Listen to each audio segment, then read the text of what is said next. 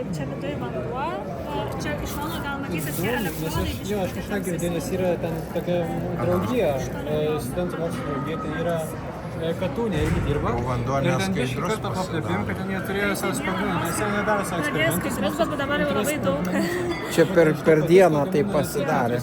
Realiai jau pusdienį buvo, ne per kelias Kodėl žmonės turi tokius dalykus? Nežinau, kodėl studentam reikia sprogmenų. Dar ir šyla šitas dalykas ir labai nešvarus vanduo tiesiog. O tikrai šiltas. Daug energijos reikia, kad atskirti. Čia šiaip reikia ir mažesnės, aš jau skaičius maksimum, bet čia tokie va dabar rodmenys, bet nereikia baisiai daug iš tikrųjų. Visai užtektų ir mažesnės. Čia kaip ir pritaikymas aplamai dinamito, koks turėjo būti. Nusireguliuoja ir gaunasi va 10 voltų kažkur, kas visai tik gerai. Kurtas, va čia vandenilis atsiranda. Čia pas mumis, kadangi yra chemija, tai skiriasi, pavyzdžiui, fizikoje yra čia neigiamas, tai yra juodas, bet čia irgi sujungtas su minusu, bet chemija apsikeičia. Ir čia gaunasi, kad čia yra teigiamas ir prie juodo kaupiasi vandenilis, o prie šito kaupiasi deguonis. Tai mes dabar kaupiam vandenilio dujas ir čia irgi matosi, kad eina tam tikros dujos.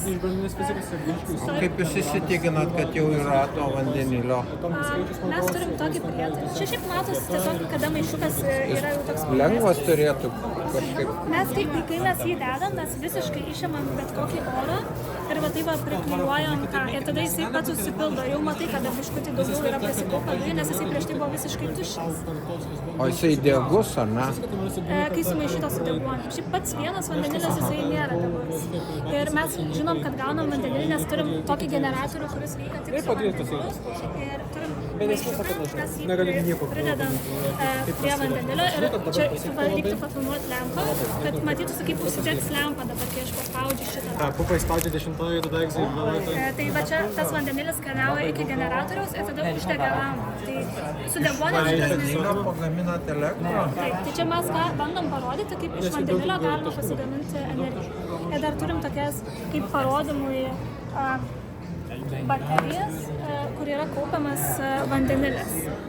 Tai va tokiose baterijose galima kaupti, bet eksploatacija vandenilio yra pakankamai sudėtinga, nes, pavyzdžiui, čia nėra baisiai daug to vandenilio, labai daug reikia energijos, kad jį suslėgti, kad gautųsi, galima būtų taip laikyti, o jeigu nenorint jos suslėgti, tada reikia labai daug tūrio. Ir tiesiog didžiausia problema su šito energijos gamybos Sukaupti į vieną vietą, ne? Kaip tą vandenilį kaupti, ne tai, kad Bet pagaminti. automobilis taip ruošiasi daryti, ar ne? Yra prototipų, pavyzdžiui, kad ir KTU turi mašiną Slibin mobiliai ir mūsų studijų vadovas turi mašiną su vandeniliu, bet visų pirma nėra vandenilio, kur užsipilti. Ir jau prisipildę, jau galim keisti elektrodus. Ai, na gerai, ačiū. Aš vaikam parodysiu šitą kamerą. Gerai. Mes dabar apkeičiam elektrodus tam, kad biškai dar deguonės čia prisikauptų, nes šitą mes naudojam kaip padegimai, tai jeigu teksim tik tai su vandeniliu, tada nesprogs, bet užsidegs maišelis. Ir kartais tai būna, ne visada išeina, nes ne visada atitaikom proporcijų teisingai. Tai jums čia gesintuvą reikia turėti kažkur. Biškai iš tikrųjų teko nusisvilint pirštus, čia biškai buvo visokių incidentų, bet šiaip, jeigu šiek tiek palauki ilgiau, tai tada dažniausiai visada sprogsta pakankamai, sakyčiau, procentaliai, pakankamai dažnai sėkmingai. Nu, pasaka įdomu, tokio nesitikėjau. Ačiū, Umai.